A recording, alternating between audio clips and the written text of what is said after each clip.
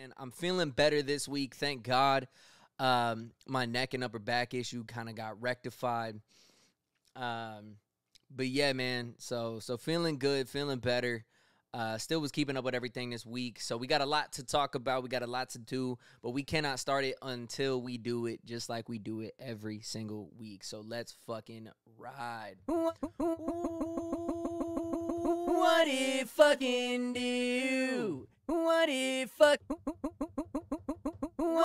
fucking do? It's your boy, why fucking Rice. So yeah, what it do, y'all? This is Fvck Mundo, your boy Rice, and thank you for tuning in.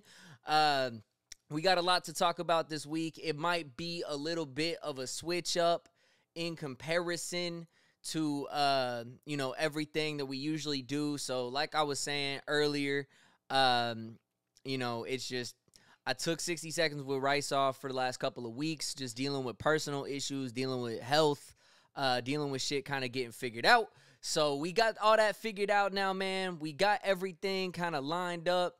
I'm really excited about this because I actually so I'm switching up, man. I've been using Twitch Studio. I usually try to use the thing that's integrated into the place that, you're going to be streaming to first. And it just, like, nothing on Twitch, man, but, like, Twitch Studio just is not set up for a clean production.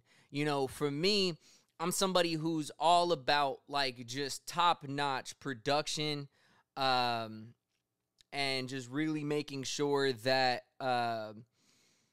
that everything looks good, that everything sounds good, and just to be honest, man, Twitch Studio, I was just having to do too much manually, and there just wasn't an option to smooth things out, to make things look cleaner, to give me the ability to expand what I got going on. So I had to just kind of move on from that into a new product. You see it kind of overlaid on the screen. You get a 14-day free trial, and then you move into their pricing tiers. So right now, kind of getting that together to move into the pricing tier because they actually switched it up. It was actually very expensive, and now they switched it up to either you pay monthly or you pay, more or less kind of like by the year. And they went from like 3 separate plans to just one integrated plan, which I think is really smart. I think it's really good considering the fact that more and more people are looking for affordable ways to do this. We used Switcher Studio with my magazine over in Nashville Unsigned back in the day. And I love the concept of it. I love what it was doing. I just didn't have the capabilities to do it myself. But now with my Rodecaster Pro, I traded in my girl's old iPad and was able to cop a newer iPad from Cash America Pawn Shop. Because fuck off, like, your boy is still going to go.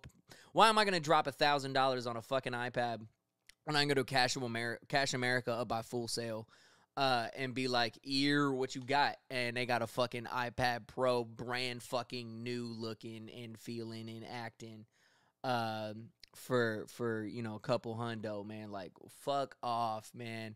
Because I know the trick, man. I used to go to Full Sail down here, bro. Like, you a college kid, you want your weed, you want your drink, you got bills you past due on. You got to trade in your shit that mom and dad bought you. So I already knew I was going to pull up there and find some shit that I fuck with, and I did. But I got the shit now, man. So the point is, I got the shit now. So, like, everything's about level up, man. So, like, there's a conversation that's going to be had that we need to have about, the level up and, like, what people need to be doing, because obviously I work in entertainment, so I want to have more entertainment conversations. And so, that's sort of where we're at now, man, is just I'm in a stage of level up.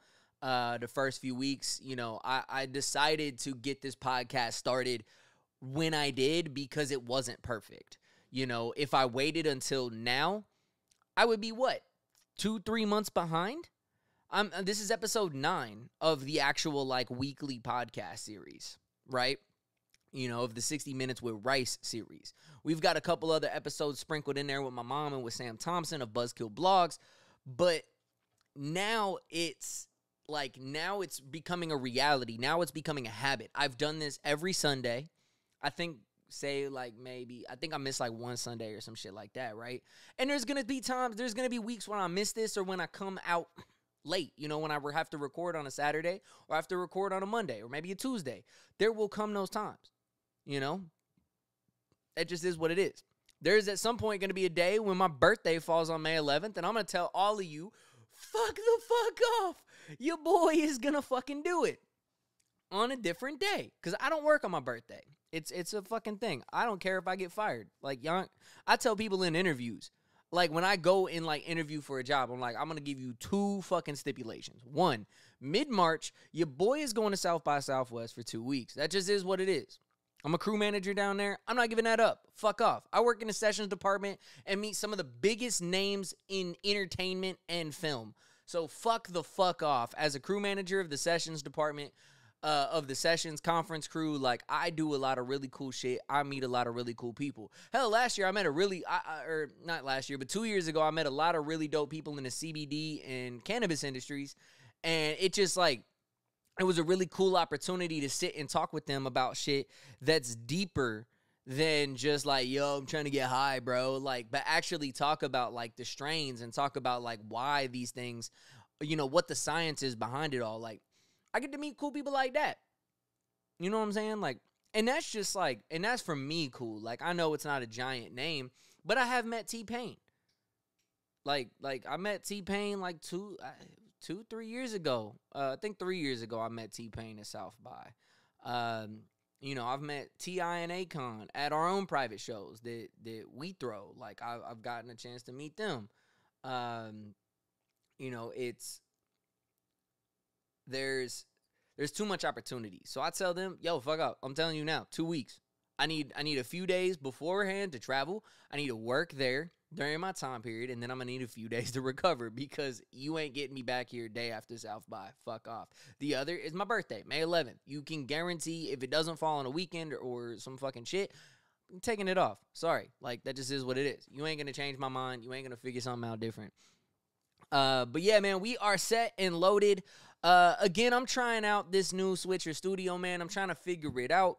So for all of y'all watching the visuals, man, just bear with me if some shit gets fucked up or the camera shakes and shit. Because right now, my webcam acting weird. So I got to use the camera on my iPad. And, like, the camera might shake when I, like, try to, like, actually finesse around with the fucking, you know, pressing the buttons and shit. You know what I'm saying? So, because it's a whole production studio, man. It's really dope. I'm really looking forward to getting used to it.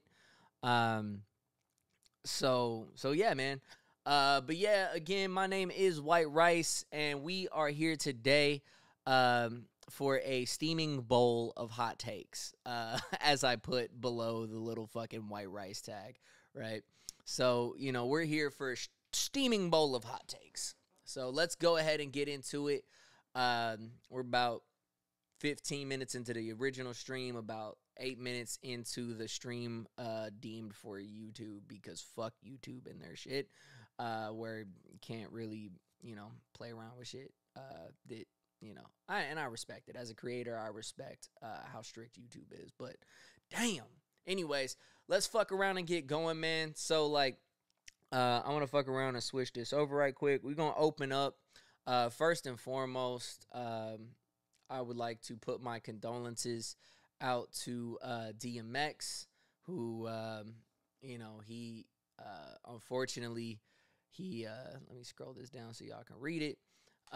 Unfortunately, DMX, he OD'd Friday night, and he's currently, well, he was on life support. He got off life support. He's now breathing on his own, so thank God for that. I know myself and a lot of people in my circle and a lot of people that I follow on Twitter, Instagram, and in the music community in general, put their best out for DMX. We all know he's been battling his demons, his own demons, for a long time now. He checked himself back into rehab, I believe it was 2019, just to mitigate his urges. You know, this is somebody who is comprehensive enough of his own urges that he checked himself in before he did something stupid. And I commend him for that. So we So man, just prayers up for DMX, man. Really hoping this man recovers. He's an artist that I listen to just on repeat growing up, man. A lot of people are surprised when they play me like some early 2000s music that's like pop or pop punk or some shit like that. And it just, you know, sorry.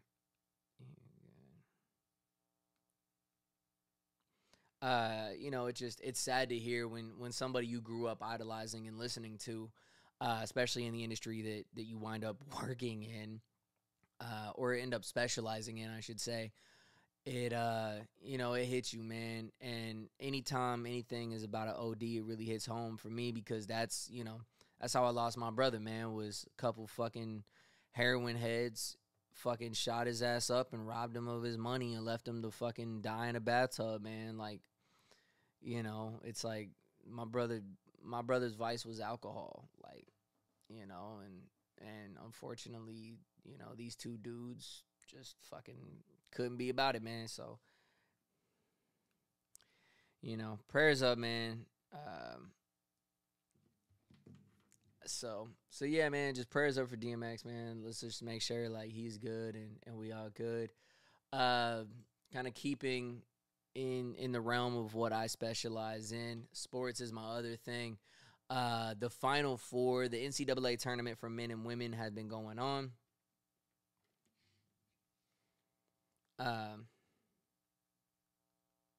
Sorry, my girl's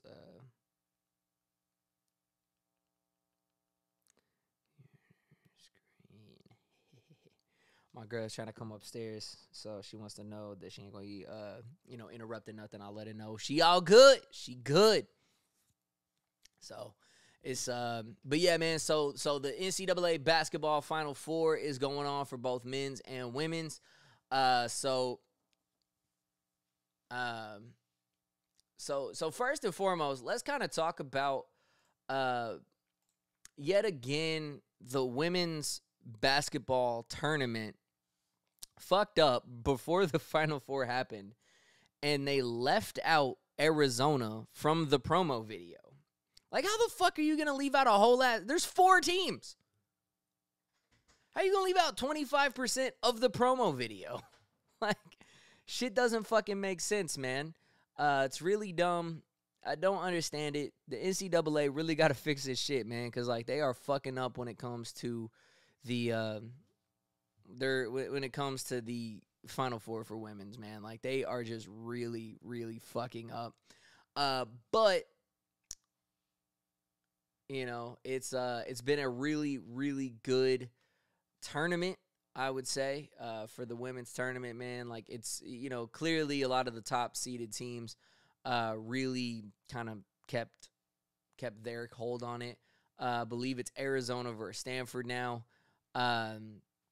for the national championship. UConn was a very heavy favorite, and they lost. But I think they've got a fucking squad, man. And I mean, I say that knowing that, like, this is also the same fucking team that 5-6 years ago went like 89-0, 93-0, 100-0. Like, I mean, I can't even count how many times. Like, I've lost count. Like, it's shit crazy, man. But I'm excited to watch the game and see who's gonna be pulling it out tonight. I believe, 6 p.m. tonight. I think the women's college game is going to be really dope to tune in for. The other is the men's Final Four. While we're here, let's touch on it. So yesterday, Baylor played Houston and just out fucking played them. Like, got ran over. Just absolutely got ran the fuck over. Let's zoom in here so y'all can see the scores here. So it was 78-59. They got absolutely fucking destroyed. I was kind of hoping to see Houston beat out Cincinnati in a championship game to to kind of keep us out of the tournament. So I was hoping at least Houston got to the Final Four. I can say Cincinnati got busted by a Houston team that made it to the Final Four, but damn, did they get busted by Baylor. Speaking of Cincinnati, and I don't have it pulled up, but Cincinnati, man, my hometown team, I don't know what the fuck is going on with that coach, but, like, that fool got to go. That fool got to go. There is no reason why 6 of your active players should be in the transfer portal right now. Like, 6 players are in the transfer portal. All while Mick Cronin out at UCLA is fucking balling. Like, I don't get it, man.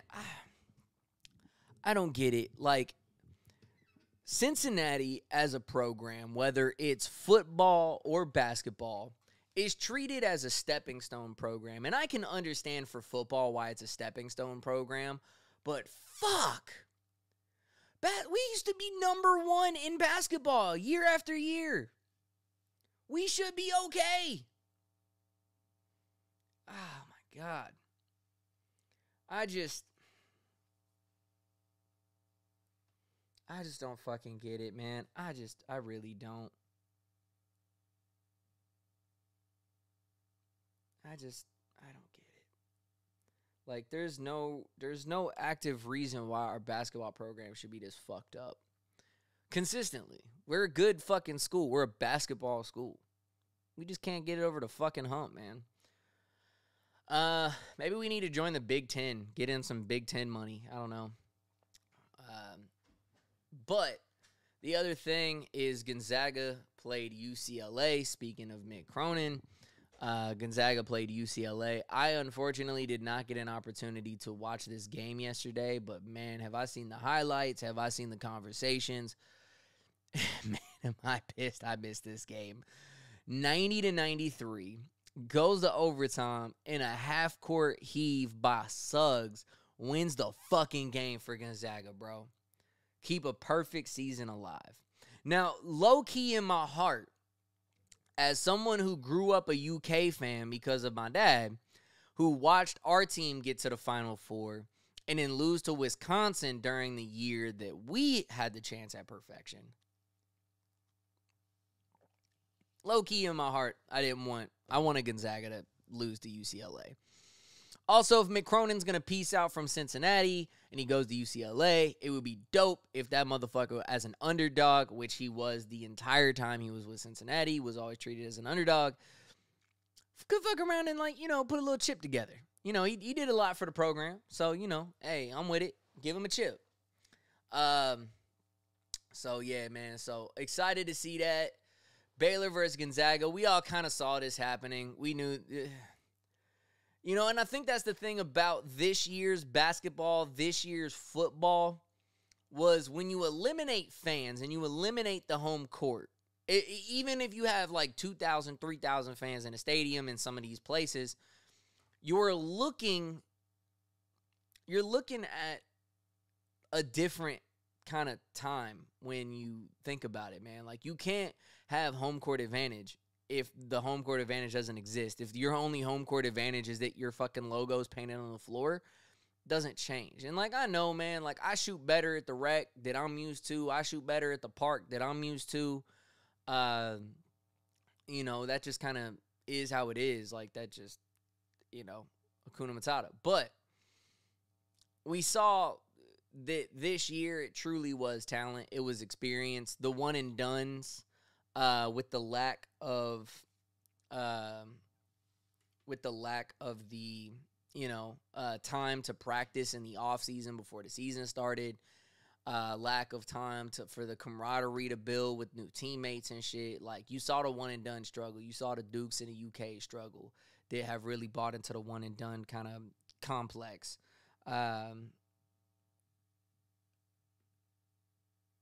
Sorry.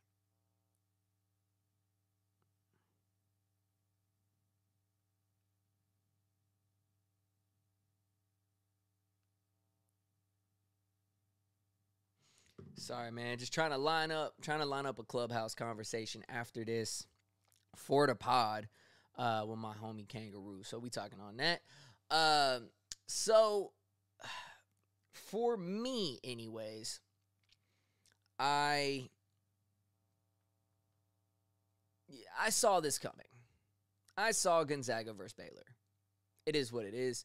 I'm not mad at it. I think it's going to be I hope it's going to be a good game. Otherwise, Gonzaga's probably just, unless they play like UCLA, Gonzaga's just going to blow them out by 10 plus points, just like they have almost every fucking buddy else this year. In the realm of this, I wanted to, I found this UNC jersey at Goodwill probably when I was like 14 years old, and I've kept it ever since. And I felt like, respectfully, Roy Williams, the Tar Heels head coach for the last 33 years, he retired. So respectfully, put on a Tar Heels jersey. I'm not a fan, but I have it. It's something I work out in. It's something I shoot hoops in. It's comfortable. That's why I own it. It's fucking old and raggedy, man. But he retired, man. One of the greats all time. 33 years, 3 chips under his belt. And just, he stepped down saying, he knows he's not the right person for the job anymore at UNC. That he's had a successful career and he steps away. Those UNC UK games, some of my favorites to watch growing up and over the last few years when they do link up. So, sad to see him go. Speaking of the polar opposite of Roy Williams is Kansas Jayhawks. They, even with the lawsuits and shit coming down from Adidas and all the shit going on, with Kansas AD stepping down after the football coach got fired because of some shit over at LSU and all the bullshit, they went ahead and signed Bill Self to a lifetime contract. And I had to look into, like, how the fuck do you sign someone to a lifetime contract? So the details of it, kind of interesting. So it's a 5-year contract with a rolling 1-year extension every year that they agree to the extension until the point that he decides to retire. So, like, it's a really interesting concept. Okay, so here's the conversation piece then, right? So they can offer a lifetime contract to Coach Bill Self, right? So he is a coach. This is his profession. He is a professional basketball coach for collegiate players. Now, the Supreme Court is currently hearing the case in regards to NIL, name, image, and likeness, to allow players to be paid, to either be paid by the colleges from revenue and or allowed to also go make money off of their name, image, or likeness. Well, one of the Supreme Court justices, who rarely ever fucking speaks, even questioned the amateurism when it comes to basketball, football, and other coaches who, 1, are professionals, and 2, can go out and make millions of dollars doing sponsorship ads and shit like that on their own accord. Yet basketball players are treated like children, even though these are, 1, adults, and 2, making millions of dollars. Millions per season, per player, making millions of dollars. There's no reason a basketball coach should make $10 million a year and your players are struggling to just fucking afford ramen and maybe a fucking cheap car so they can get to and from practice. It's ridiculous. It's absolutely ridiculous.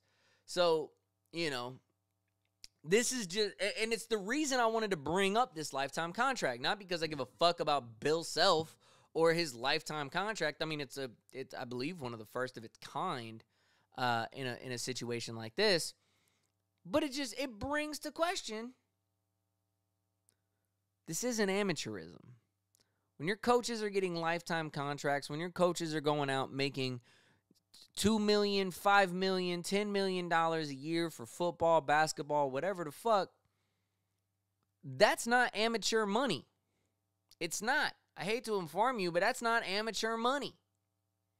NCAA brings in billions of dollars all across the different sports and all the bullshit. Billions in sponsorships, TV deals, all the bullshit.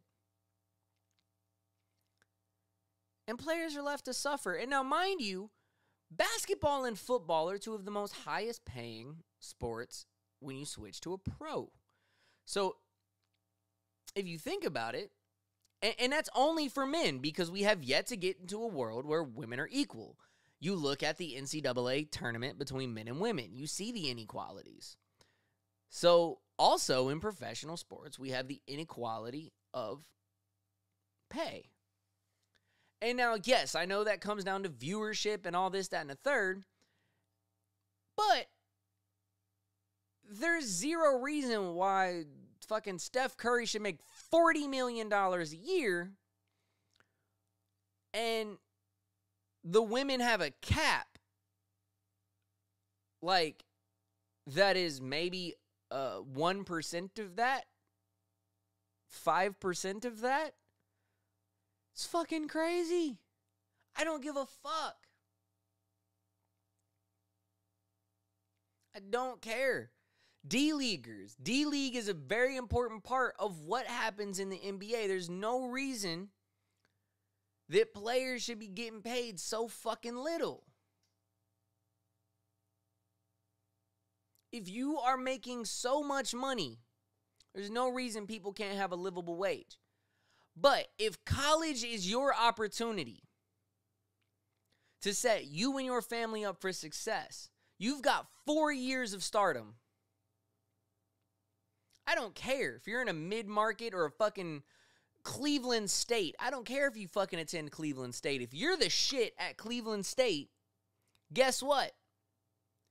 You have the capability. Well, let's see what they want. Hello? Hello, good afternoon. Hi.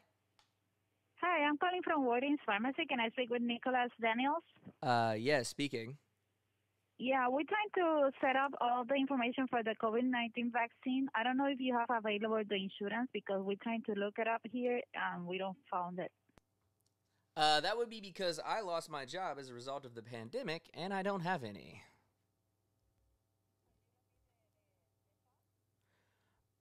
Well, I do need the shot. I mean, I'm immuno. Yes, that's correct.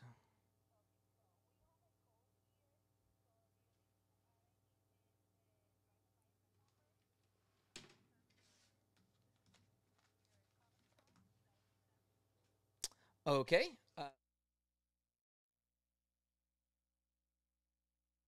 Okay, so that was fun. That was Walgreens calling me about my COVID shot.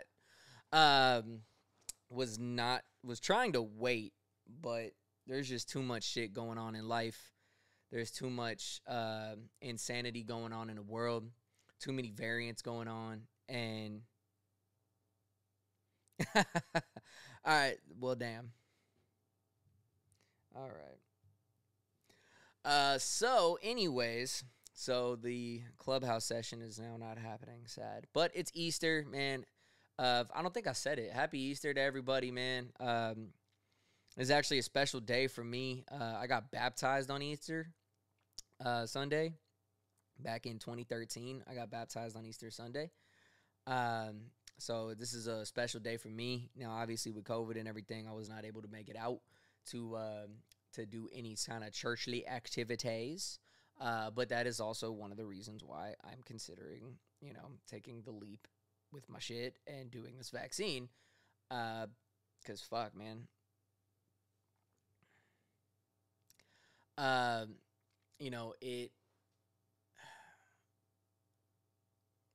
It's for me, it's something that like I know I'm gonna get fucked, right? Either way. And Florida, splitting my time between here and Nashville, is, these are two states that just don't give a fuck. And it's something that if they're not going to give a fuck, I got to give a fuck twice as hard. You know, like, fuck, man. So I signed up, man, going to Walgreens. So doing my thing, getting my shot. So I'm excited about that. So let's move on, man. You know, hopefully shit gets fixed with the NCAA that you're allowed. I think where I was at was saying, like, yo, go get your bag, man. Like, people should be allowed to go get their bags, right?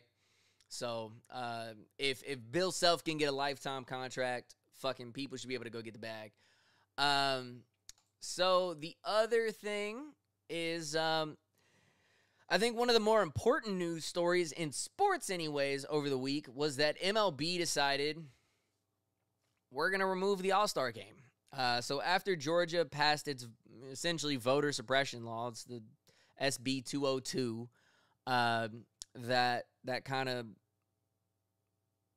acts as a way to suppress black and elderly vote, any minorities, people of color, people in lower income areas that are, especially like, you know, you get into bigger cities with more people, and you're like, okay, one drop box for this whole county that's got, you know, 1.5 million people in it, but you're going to get the same drop box count, which is one, as this county that's got 2,000 people.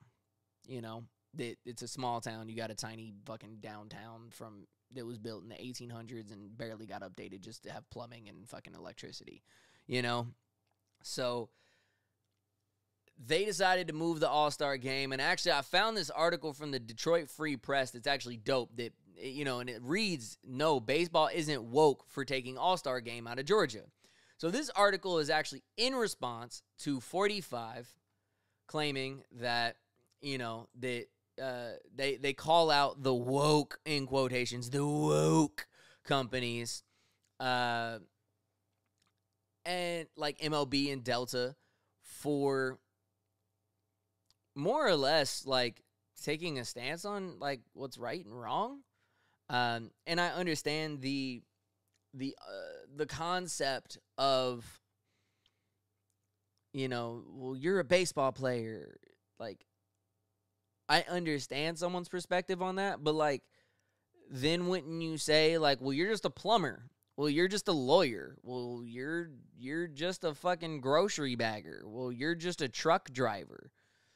Like, if you start breaking down like who should have an opinion and who shouldn't in calling things out,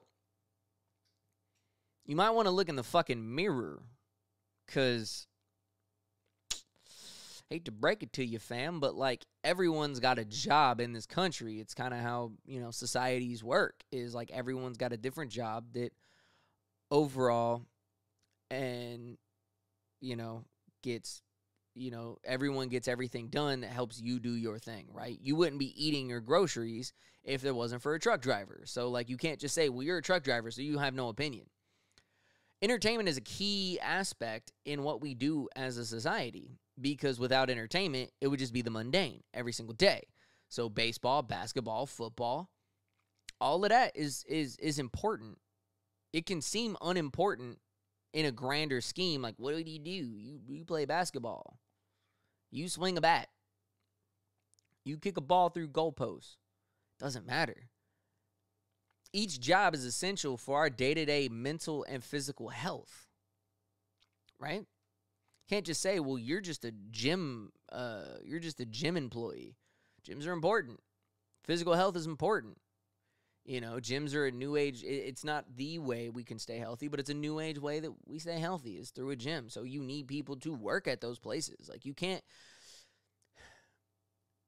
unless you are living in the fucking woods, growing your own food, no car, no electricity, no running water, no plumbing, no nothing, no TV, no internet, no phone. You live off the grid, in which you wouldn't know what the fuck is going on in the politic game anyways, like shit like this. You can't call out someone's individual fucking place for having a fucking opinion. I don't care if it's a business or an individual. You can't call someone out for that, based on the fact that they have a job, right? Like, whatever their job is. You can call people out. That's your own fucking right. That's your own opinion. Welcome to the free world. But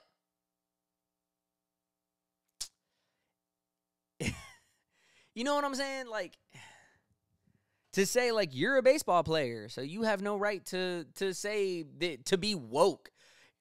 Being a decent human being is not being woke. Let's just start there, right?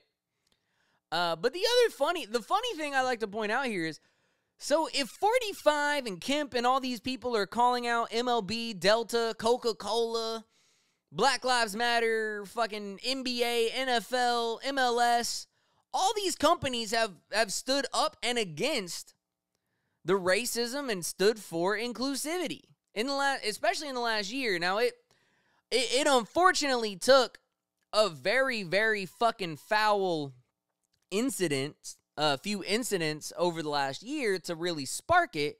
But these businesses are saying, nah, we cool.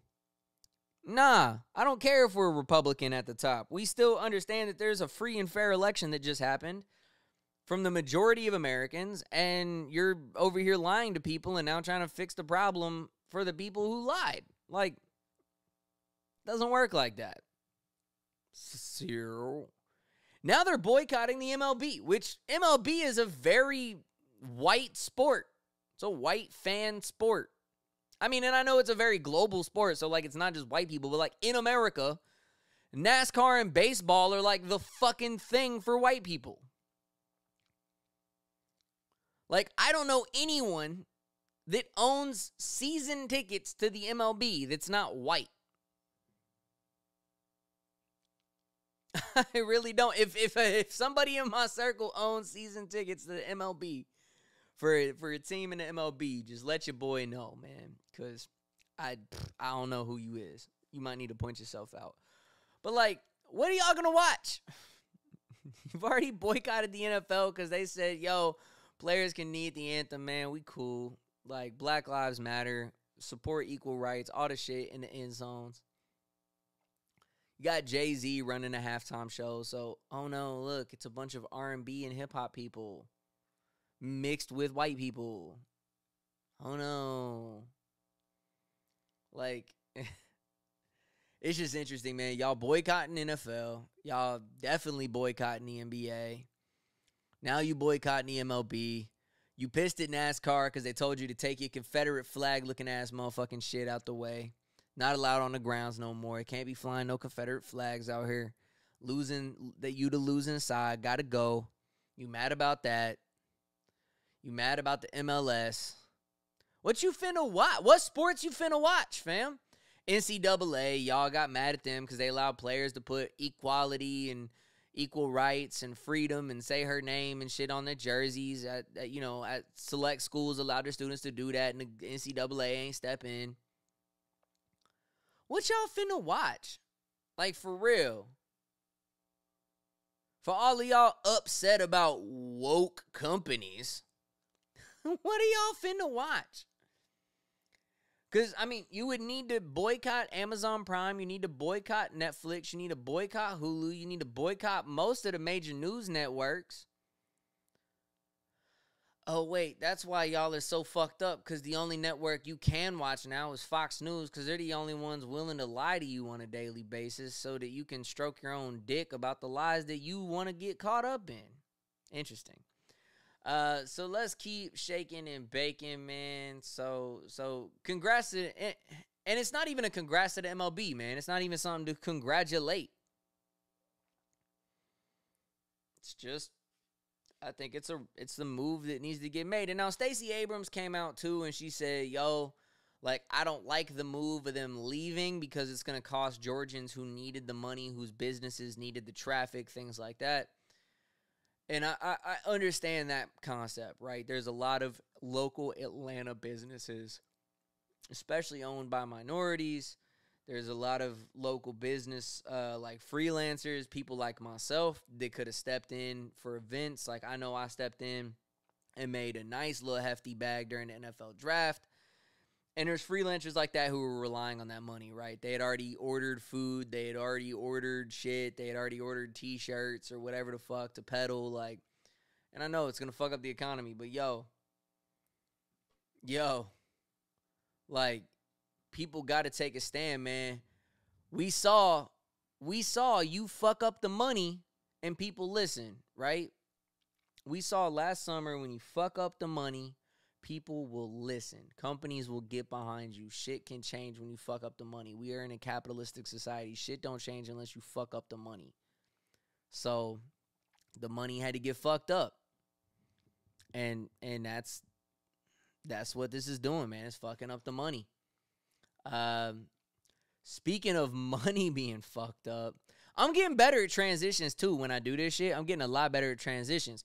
So, speaking of money and shit being fucked up, 45 actually had auto-filled checks boxes for donation collection for his campaign. He had auto check boxes for weekly withdrawals. So if you opted in, they could just withdraw money whenever the fuck they wanted to. He had to refund. It came out through a New York Times post, and I can't open the New York Times because I've allocated all of my free articles this month of the New York Times. But this motherfucker had to send back $122 million. More than 10% of his entire fucking collection that he was, which is insane to me because if you think about that, $122 million is more than 10% of what it raised online in 2020, which means this motherfucker raised over $1 billion. You're telling me there's $1 billion of racist money out there? Again, I just said it. Until you fuck up the money, shit don't change. The reason why shit ain't gonna change, because there's $1 billion of racist money that went to this guy. But he pissed off a lot of people. A lot of people got pissed off when they looked at their account and saw that so much money was missing.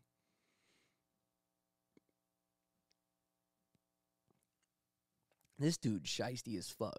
Now, Biden had to refund like $20 million in donation campaign. Yeah, $20.7 million in donation campaigns. I don't know what Win Red or Act Blue is. I don't know what that is. But that's fucking crazy, bro. Like, that's really fucking crazy. Trump wants to talk about, I hate saying his name, man. 45 wants to talk about, shit being fucked up and woke companies and shit. Your own people got woke, bro. They woke up to the fact that you stole their money from them because you hid in a tiny little check box at the bottom. Do you want to opt out of weekly fucking campaign donations? Yeah, bitch, I don't want to fucking donate $40 a week to your ass. I don't think anyone wants to donate.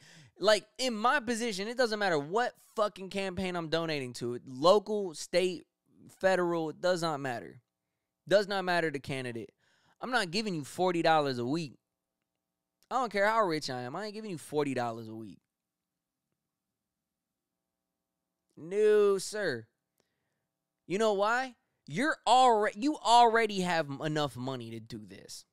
In today's era, when someone can post a fucking song, put a little bit of a marketing budget behind it, hire a couple TikTokers to make a fucking dance challenge to it, and there you go, you're now fucking famous.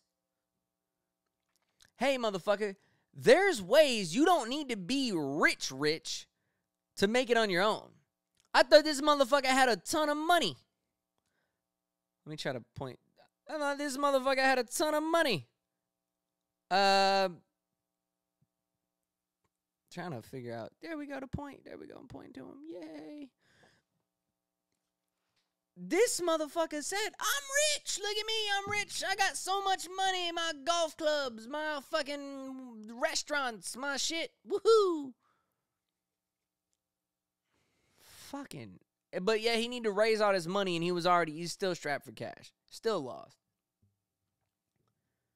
You can run a campaign with no money, and I'll prove it someday. Watch me. Watch me. Someday I will prove that you can run a campaign with not a whole lot of fucking money. You just need the right marketing plan. But that shit's fucked up, man. Kind of along the same lines with the shit. So I think it was earlier this past week. It got trending on Rolling Stone. It got called out about how, like, the people who own Rolling Stone are Super 45 supporters, and they got donations from the Saudis, shit for the magazine, and, like, the magazine skews shit to the left or the right, whoop-de-whoop, whatever the fuck, to the right. And it was, like, some blog post from some writer who's well-known or some shit. I don't know. And that's why this shit bores me, man. Like, do we expect anything fucking different? Really, can we get an understanding of how is any of this any different? It's really not. Like, none of this is different, okay?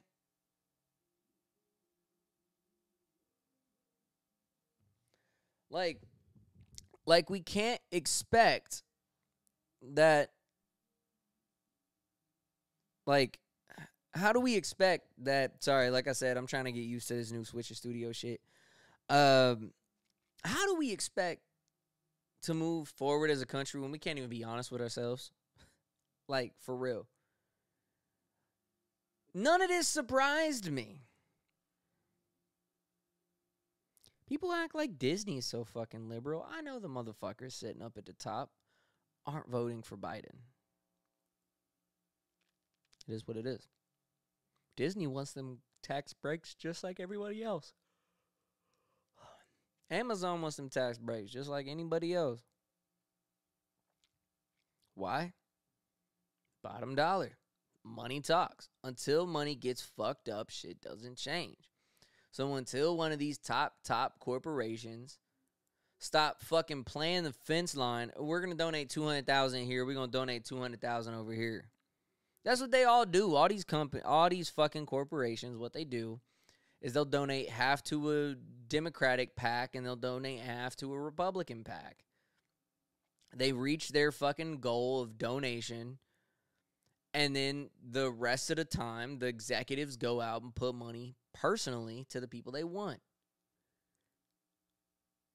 It's a fuck system. It's a fuck system. But no, I don't know, man.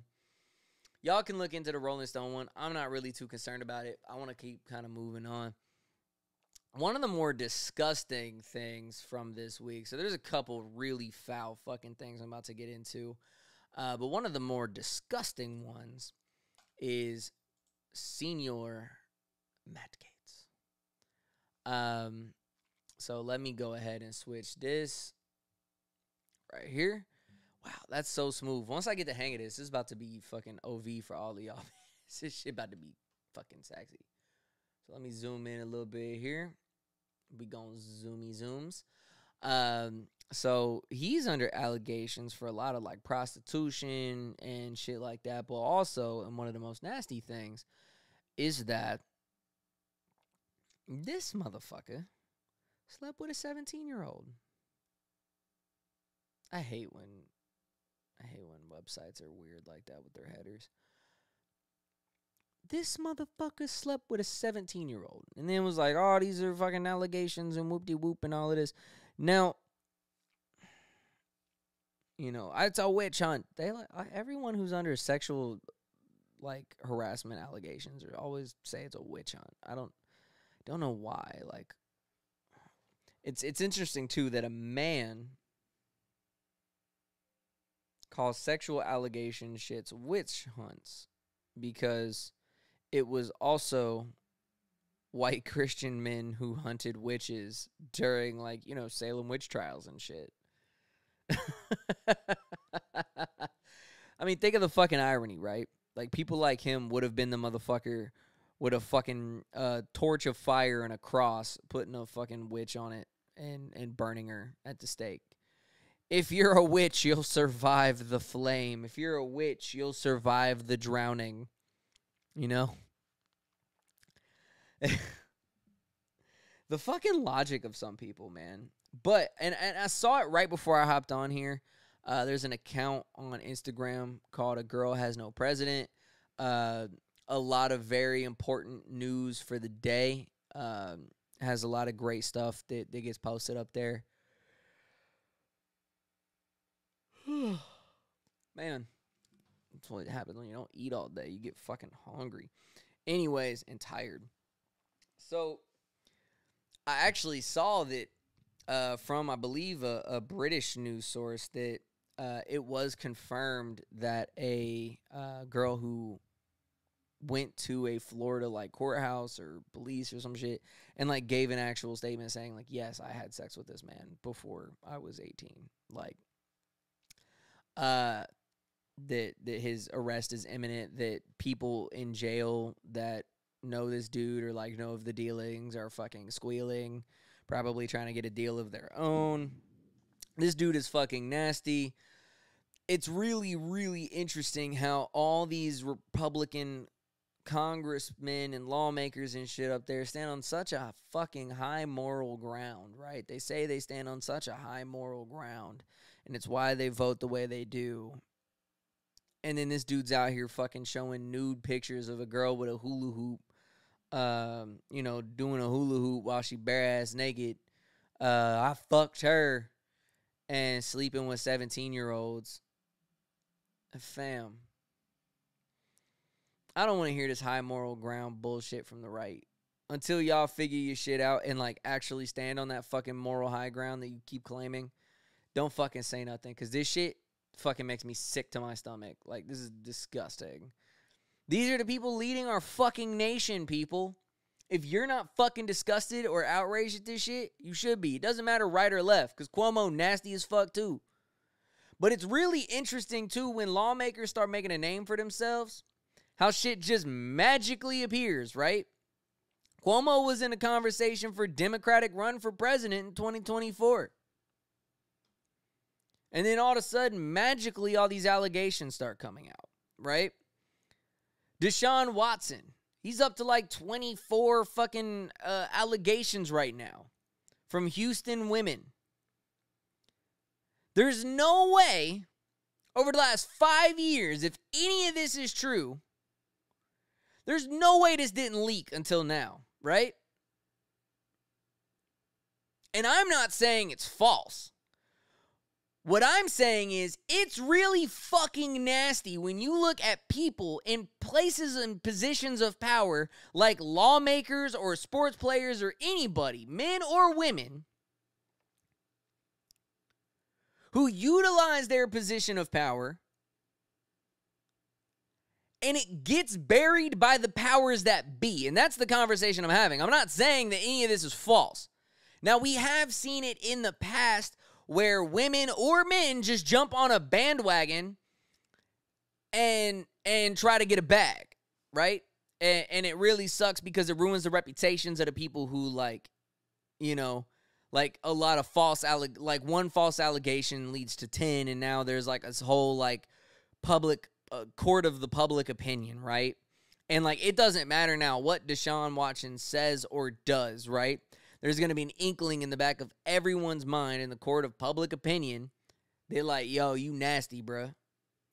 Doesn't matter what Gates does now. It's already come out that he's nasty. Doesn't matter if and when it does come out that he slept with underage women or a woman or women. Doesn't matter. You nasty, bruh. I don't care if Marjorie Taylor Greene goes and fucking rescues runs in and saves a whole school of kids from a fucking mad gunman herself. It's not going to change the court of public opinion that we know where you stand. But we all know she is not going to go fucking taking on people. She is not going to go, what's that new one everyone's talking about? Nobody. She's not going to go nobody on these people, right? She'll probably be the person on the other side of it, to be honest. I know that sounds cruel, but fuck, man. But yeah, he's nasty. The other thing going on this week is Derek Chauvin. This motherfucker. What I don't like, and I left this page up for an important reason, right? So if you look here, fuck. So when you Google in the top of Chrome, Derek, right? When you Google it, let me see if I can just solo this real quick. Yeah, I'm going to solo this right quick. When you Google it, it comes up American police officer. And now for me, when I said, that, I looked at my girlfriend, I said, yo, this is disgusting. This should not say American police officer. This is fucking nasty. This should be updated. He's fired. He's disgraced. She said, no, actually, it's a perfect representation. Derek Chauvin is a perfect representation of a white male police officer. Kind of looked at her and gave her the face like, damn. You right. That's really fucking sad to say. But she was right. Relatively, like, real representation.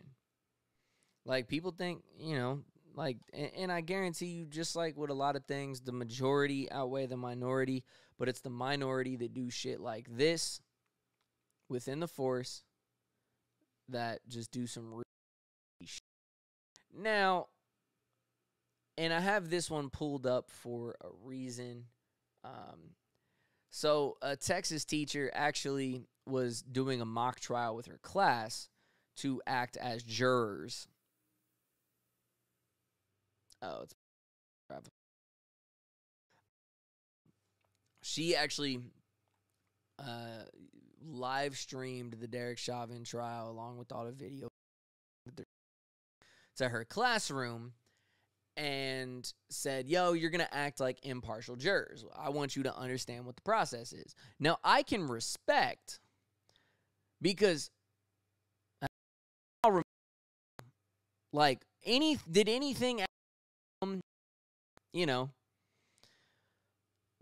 ever come out of your schooling? Because I don't have anything myself. I don't. Like, there was no real life shit. And at some point, you're going to get called to jury duty. Potentially. You have the potential to get called to jury duty. Ooh. Y'all probably heard that in the fucking mic. That felt good. This is like a real life thing. And like, for me, as someone who likes providing both sides of the perspective and looking at both sides before I make comments on shit, I can respect what they were trying to do. I can respect what his teacher was trying to do, but nah, fam, not this case. And a lot of people spoke on it that, yo, the mental health of these kids, man, like, y'all really fucking, it fucked up adults. Yo, hear these fucking comments, to hear this stuff. To show kids this in school and then say, well, move on with your day. Nah, fam, that's not going to work. Day for a whole week acting like an impartial jerk. Nah, fam. Nah. This is too much, man.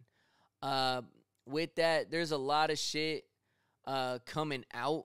The fact that it was not 8 minutes and 40 some odd seconds. It was actually 9 minutes and 30 some odd. After you review official footage of everything.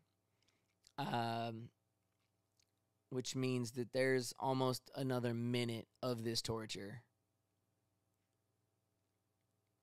Another minute. And it came out that this is not the first time. That he has 8 other instances of kneeling on necks or on backs of people for extended periods of time, showing extra levels of force that are unnecessary. In this article, talks that he knelt on a 14-year-old boy's back for 17 minutes. 17 minutes on a 14-year-old's back. So he was the responding officer to a domestic call. The mom called on the boy. Boy was in his room looking for his phone at the time with which Chauvin entered. And he was trying to tell the boy to get arrested. The kid's like, yo, my mom was coming after me and assaulted me. And he said, I don't care, whoop-de-whoop. And he did, and with a police-issued the kid, knocked him to the ground, and then put his knee on the kid's back to the point with which the kid said, I can't breathe. This is one instance on a 14-year-old kid. It says the kid was maybe 6'2". Damn, that's a tall 14-year-old, but fuck, it doesn't matter. It's a 14-year-old, and you're a grown-ass man in a fucking police 17 minutes to the point who the fucking kid had to get, and he didn't.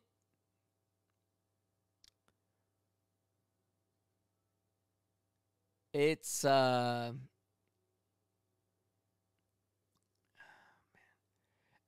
real fucked up shit, man.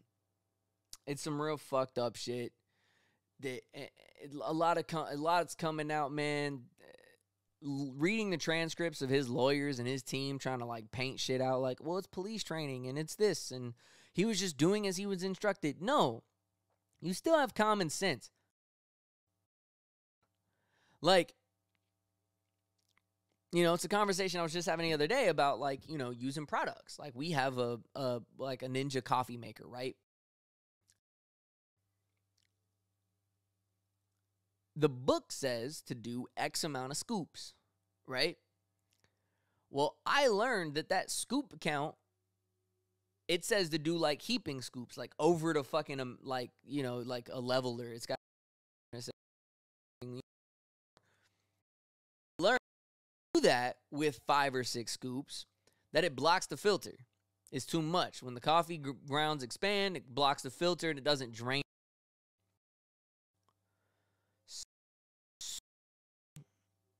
I learned, cut it back a little bit. Cut it back. You still have to use common fucking sense. I don't care if you learned that when the light turns green, you pull forward. You start to go. If you see someone running up in the opposite kind of way, you see another car running up real fast, you kind of hesitate a little bit because you're like, wait a minute. I know my training tells me I should be going when the light turns green, but I'm looking at this car barreling to me, potentially could T-bone me if they don't pay attention. But still got to use common sense, people.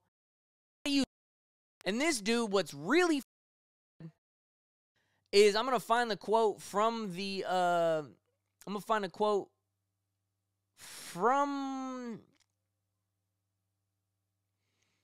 all right, so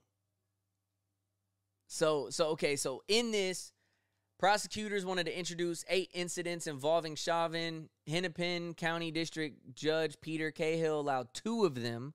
Prosecutors argued these incidents showed Chauvin regularly resorted to force even when it wasn't necessary. In the state's view, Chauvin operates in disregard for the particular circumstances of a given situation in determining appropriate and reasonable force and simply fully restrict well-being until he can turn them over.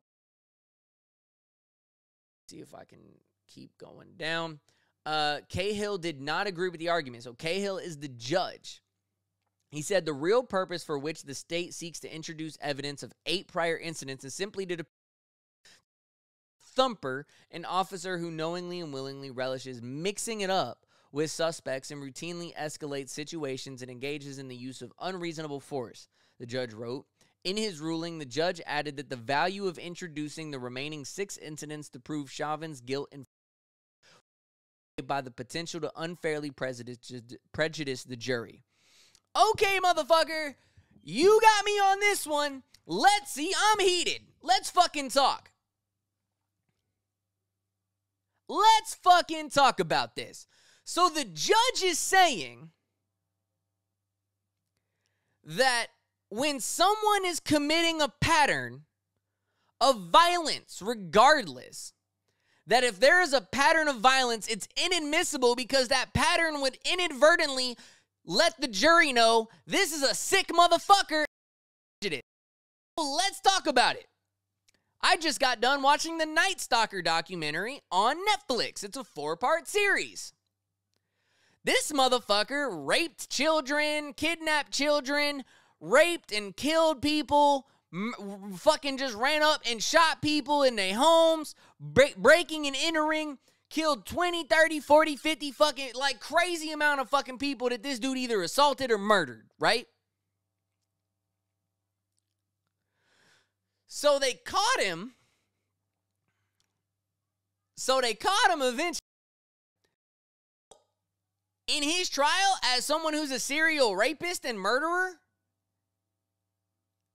Did they say, hey guys, we can't introduce all the murders and all the rapes and all the fucking nasty shit he did with the children because it would unfairly prejudice the jury to understand that this dude's fucking sick in the head? Yo. This dude has a history you can see it. He has a fucking history. If you've got a history, you use excessive force in the same manner of kneeing on someone's back or neck, restricting their breathing capabilities. How is that inadmissible? That's evidence. That's evidence of a pattern.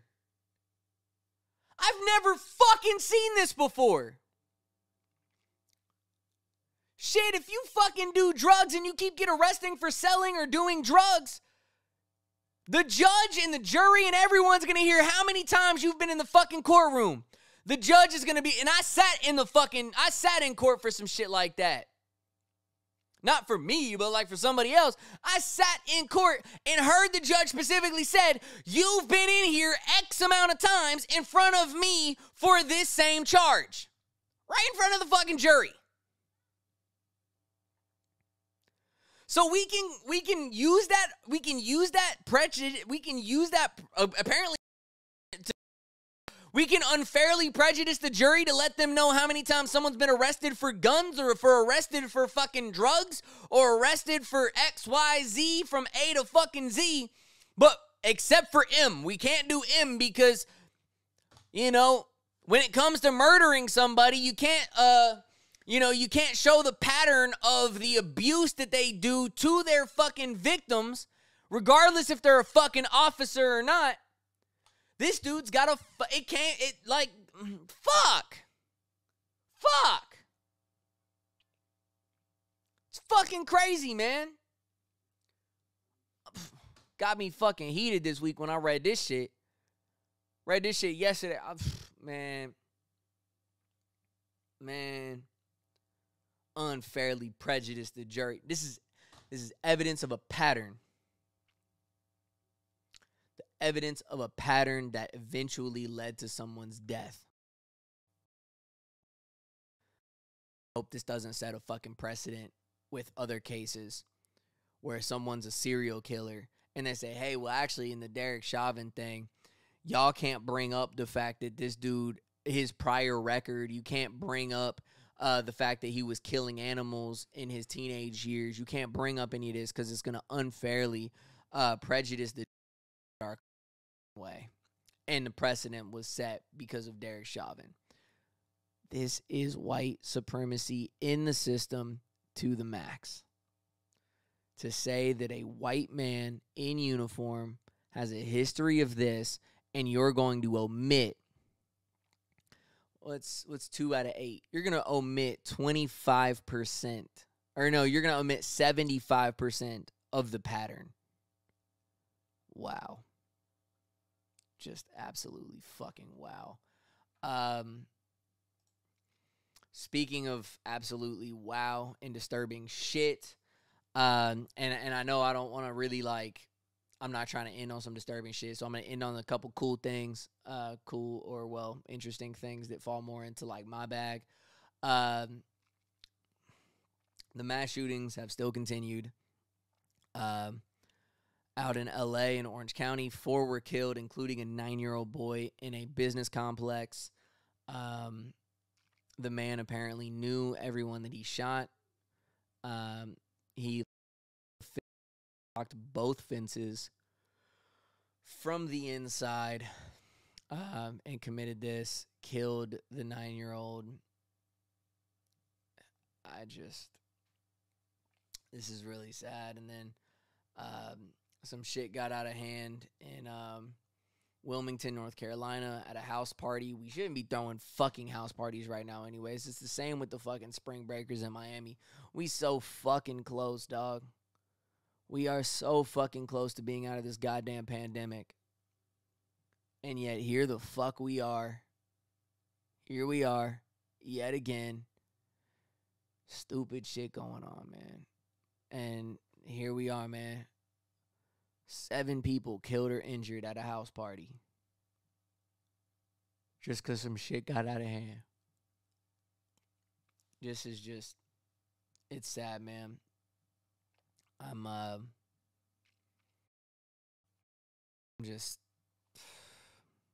We need some shit to change, man. We need to fuck up the money. That's really it, man. Like, shit don't change till you fuck up the money. Shit need to change, man. This gun violence shit gotta stop, fam. I seen too much of it growing up, heard about too much of it growing up, and now it's an everyday thing, man. Mass shootings. Some get more press than others, but fuck, man. We need to talk about this shit, man. Like, every mass shooting needs to be on national news. And maybe then people will see how frequent this is. When people hear about one every other month or some shit that hit national news and get talked about for 2-3 days, it ain't enough, man. Not when we got 100. When we're over 100 already. We ain't even 100 days in, and we already over 100. We far over 100. Shit just need to change, man. The other thing, the other big news story, is the Capitol got attacked again. Dude was suffering from delusions of, he lost his job and thought that, thought the government was out to get him and all the shit like that. But he crashed his car into a Capitol wall and ended up, killing an officer. And it's really, they've relaxed measures for this shit, and it ain't changing, man. Like, this shit is just not changing, man. Like, it doesn't change the fact of the matter that we live in a country now where, fam, these 4 years with 45 fucked shit up. It's build a house in a few months.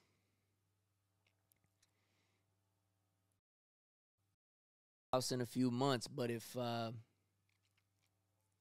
if a sinkhole happens, it's gonna take a while, man. You're gonna have to build that land back up. You're gonna have to wait for the land to settle.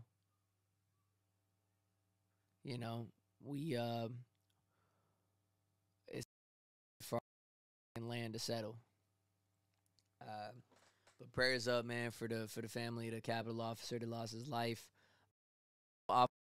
Requesting that lawmakers pass additional security measures and aid for the Capitol Police. Otherwise, man, about some crazy shit, man. Like, these lawyers finna not have nobody protecting them soon if they don't get, man.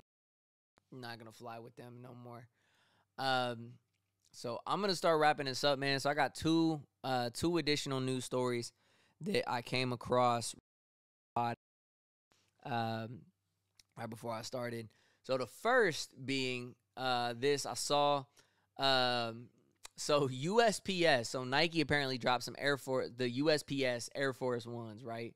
So they this is what they look like. And you know, it's got like a fucking postage thing on the back. Well, USPS did not take kindly to this. Surprise, surprise. A government agency said, you're not going to profit.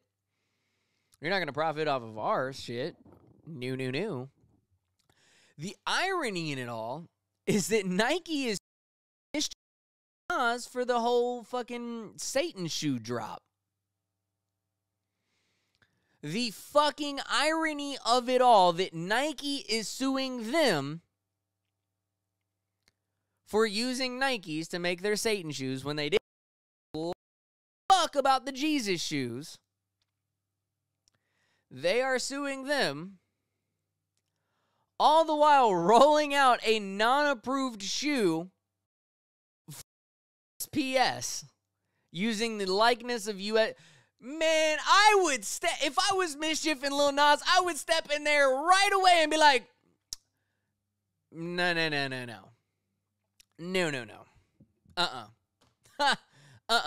This company is suing us while simultaneously rolling out a shoe that over. No. If I had any self-respect as a judge or a lawyer, I would throw the case against Mischief and Lil Nas out. I would. Because this, you can't sue somebody for using your shoe to customize and resell, which is perfectly legal, all the while biting someone else's fucking whole-ass brand and reselling it with zero approval. Like, there is a fundamental difference of you being a multi-billion-dollar corporation. I could get a pair of fucking all-white Nikes and go to a fucking spray paint shop and spray paint the shoes to look all dope as custom one-of-a-kinds. I can do that. Just like I can take a pair of Nikes and get LeBron James to sign it and sell that shit for fuck knows how much. I could probably sell the NFT of a signed Nike by LeBron. I could probably sell the NFT of that shit in like a fucking rotating motion or some shit. Like, you can do that. You can resell products. Just like you bought a trading card, just like Tom Brady's fucking rookie card just sold for $2.5 million. That card cost maybe 2.5 cents when that fucking thing got printed and sold. He was a 6th-round fucking pick.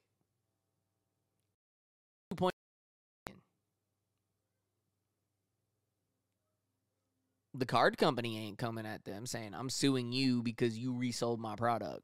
No, I can do that. The beauty of capitalism. But what's not okay is stealing someone's complete likeness to create something of your own to make full profit on. And so that's going to be funny. On is fucking Paul Pierce, man. So this motherfucker went on his IG live. So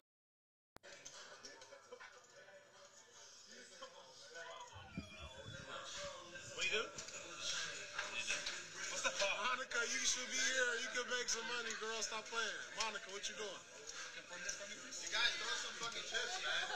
If you in LA, come through. Look down. If you in LA, Monica, come through. You know what I'm saying? Where's she at? Fucking hundreds of thousands of dollars can't even throw a fucking chip. Wait up. I can't see.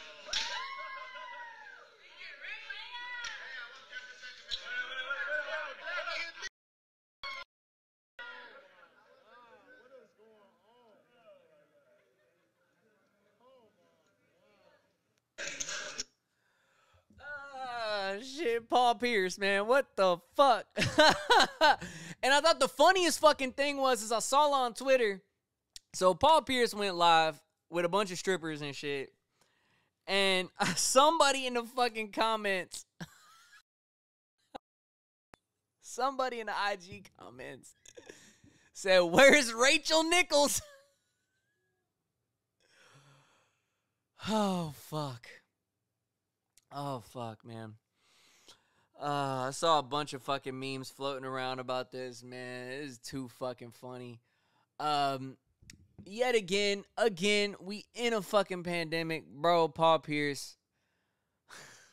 You married, you got kids, bro. What you doing, fam? What you doing? What you doing, fam? That's all I gotta say, man. So yeah, man. Thank you guys for tuning in. This is Infactamundo, your boy Rice. We just had a steaming bowl of news and hot takes. I didn't really do a whole lot of takes, you know. I really didn't do a whole lot of like actual like how I felt on things. Maybe I did. I don't remember. But, I will be getting back to some normalcy this week. I am excited about doing that. And with that, man, your boy White Rice is about to peace the fuck out. So we, what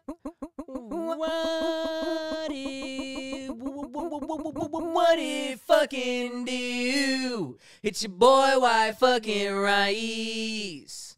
All right, y'all. Thank you so much for tuning in, and we peacing the fuck out until next week. Definitely tune in on IG for 60 Seconds with Rice all week. We going to be getting up on that. Going to be having some more shit coming through. Until then, man, tune back in next week. Tell your friend, tell your mom how to use Twitch, and have your grandma tune in and see how well she likes my cussing. Who knows, man? No cussing, no fussing, and no back talking. I think that's how that progressive commercial goes. But until then, I love you guys. Thank you so fucking much, and I will see y'all later.